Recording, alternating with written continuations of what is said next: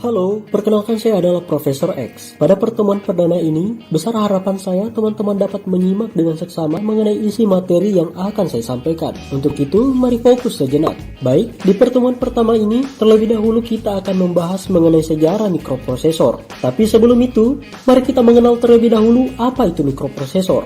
Mikroprosesor adalah sebuah IC atau integrated circuit yang digunakan sebagai otak atau pengolah utama dalam sebuah sistem komputer. Mikroprosesor merupakan hasil dari pertumbuhan semikonduktor. Pertama kali mikroprosesor dikenalkan pada tahun 1971 oleh Intel Corporation, yaitu mikroprosesor Intel 4004 yang mempunyai arsitektur 4 bit yang berisi 2300 transistor.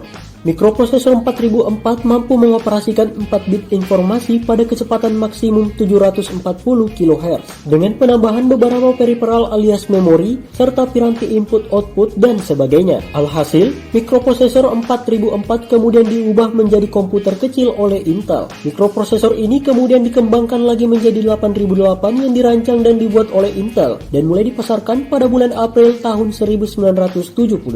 Untuk diketahui, versi awal dalam pembuatan 8008 berjalan pada kecepatan 0,5 MHz, lebih lambat dari 4004. Namun dibanding itu, 8008 mampu memproses 8 bit data ketimbang versi 4004. Perangkat keras dibuat lebih sederhana yang mendukung perangkat lunak 8080 serta kecepatan mengolah data yang dimulai dari 2,5 MHz, 4 MHz, kemudian di-up lagi ke versi 6 MHz, sampai dengan yang terakhir adalah 8 MHz. Perlu kalian ketahui juga jika mikroprosesor jenis ini dirancang oleh Zilog. Pada tahun 1978, Intel kemudian memperkenalkan mikroprosesor 16 bit 8086 yang kelak menjadi standar industri yang mempunyai kelebihan instruksi transfer data yang lebih luas. Bukan cuma itu, kemampuan lain dari mikroprosesor ini adalah dapat melakukan operasi aritmatika seperti penjumlahan, pembagian, pengurangan, penjumlahan, serta memiliki kemampuan menangani memori 1 MB dengan 20 bit saluran address atau bus dan 16 bit saluran data secara multiplex. Pada tahun 1985, Intel kemudian mengumumkan rancangan generasi 80386 atau 386TM yang berisi 275